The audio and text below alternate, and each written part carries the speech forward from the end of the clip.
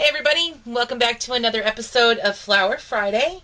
Today we are going to be making a twisted rolled fabric flower. You got all that? Twisted rolled fabric flower. Can't think of a good name for these. These have been around for a long time. This definitely is not the first time most of you guys are going to see this. But I know that there are a lot of people who are new to flower making that watch my channel, and I wanted to make sure that they had some of these projects that, you know, kind of are tried and true. I guess that's the way I look at it. This is definitely one that I've done many times, used it on many projects, done it in some flower swaps. So I kind of wanted everybody to be able to see how to do it. The first thing I'm going to show you how to do is what type of fabric to use. Really, you can use anything you want. You can use cotton, you can use satin, you can use tulle. Really, any kind of fabric goes here. I'm going to be using muslin today because I'm dyeing it. I'm going to dye it with some of my homemade glimmer. So I thought that I would use something that's easily dyeable and, you know, turns out looking really good. So I'm going to show you what I do when I dye stuff like this. A lot of times I make my homemade glimmer mist in pots or in jars because more often than not I paint it on other than spraying it on, because to me the sprays are a hassle. They get clogged a lot, at least on the homemade ones. You know, I know, like, I love Lindy Stamp Gang products and their sprayers never get clogged. So if you have those, great.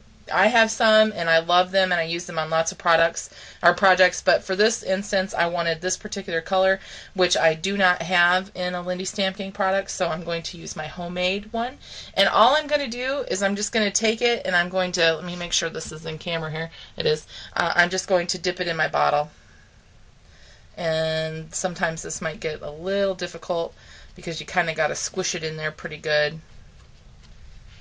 And then I'll show you what I'm going to do to make sure that it gets all the color and all the glimmer. I'm just going to put my finger over the top here and just give it a little shake. And that makes sure that everything comes off the bottom of the bottle and that it gets good color coverage. And then when it comes up, now if you are squeamish about getting your hands dirty, this particular part in the project probably isn't for you. You should wear gloves or, you know, use an already colored fabric. Okay, so there we go. See, I don't know if you can see this in the camera or not, but you can see how glimmer and shiny that is. It's just got a ton of glimmer in it. So let me put my lid back on that, because if you guys know me, you know that I'm prone to accidents and I will definitely spill it if I don't cover it up. So all you need to do now, is I like to clean up just a little bit, and I just take a paper towel and I just pull it right over the fabric, and this takes out some of the excess dye. And then I'm just going to clean up my space here, and I've got one that's already dried that we're going to use, and I just take my heat gun and dry it. So I've got this one here, and this is in a nice brown color. And as you can see, I just ripped it. I mean, I didn't even care. I don't care if it's even or not even. Doesn't matter to me. And it won't matter to the flower either. Okay, so all you need to do is to start twisting this. Okay, so I'm just going to start twisting here at the end, just to get me a nice start. Okay, and then I'm just going to twist it a little bit more. And then you're going to start. And really, I know I say this all the time, that you don't have to use hot glue, but in this instance, I think it really works the best, because you need something for this flower that dries quickly. So, in my opinion, hot glue is the adhesive for this job. But if you find something else that you think works good, then you use it. You know, it's no skin off my back if you don't use what I say. I'm just saying that, you know, for me, in this instance, hot glue works the best. So all I've done here is just put a little dollop in the center, okay? And I just want to get my fabric started on there. Okay, so I've got it hooked on, and now I'm just going to keep twisting. That's the most important part. And I'm going to lay just a little line of hot glue right next to it, okay? and I'm just going to twist whatever you're putting this on. This is an 1 7/8 circle for me. Okay, you can use a bigger circle. I'm just using this one because this is what I had handy. Definitely, if you want bigger flowers, you're going to need to use bigger base. Okay, so just keep twisting and rolling, twisting and rolling. And I love how these turn out. They're just kind of rustic looking, maybe, or country, you know, kind of. I just really like how they look.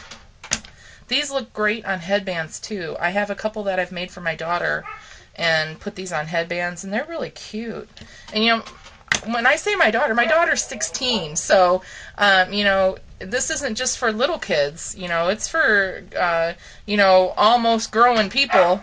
You know, who likes, you know, she loves hair fashion, so you know, she wears a lot of things in her hair.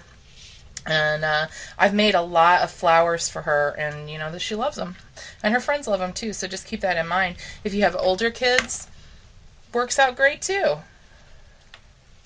Okay, so I just keep twisting. When you come to the end of what you've twisted, just give it another twist.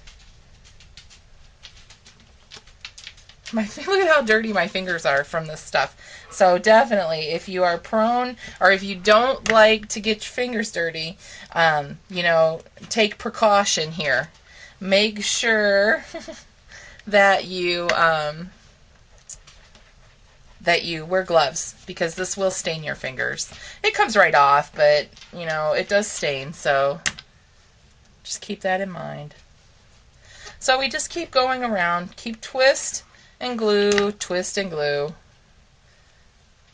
Really easy. I'll go ahead and stop talking now, and I'll speed up the video so that you don't have to keep watching this.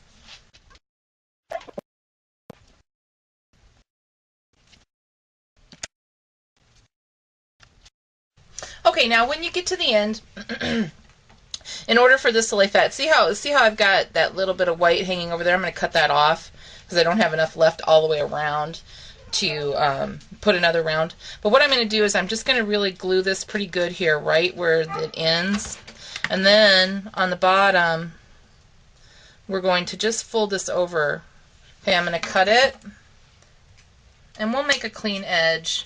We will put another piece of paper on the end here so that you can adhere this down and it'll be flat for you. I'm just going to put a little bit of glue there on the bottom and then squeeze this shut. Okay, and then I'm going to take my other scallop circle that I used and just glue it to the bottom so that it's a clean edge. And I like to have a clean edge. I like for things to lay flat on projects as much as possible, without, you know, kind of, I don't mind the bumpy or the chunky part of it, but I do want it to lay flat so I have a good surface to adhere to. Okay, and then let me just cut this off here. So I don't want anybody to see my little excess.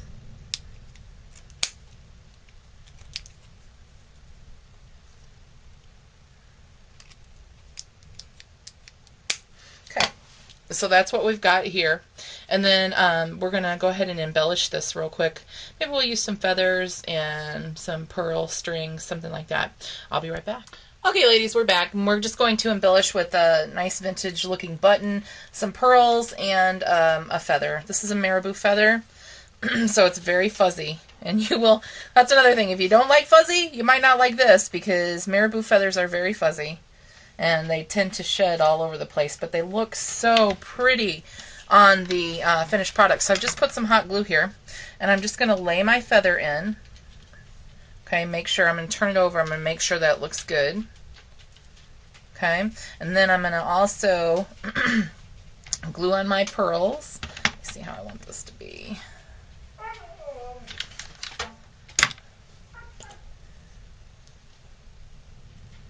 I think for me, I'm going to see if I can just twist this here at the end so I can keep them together real quick.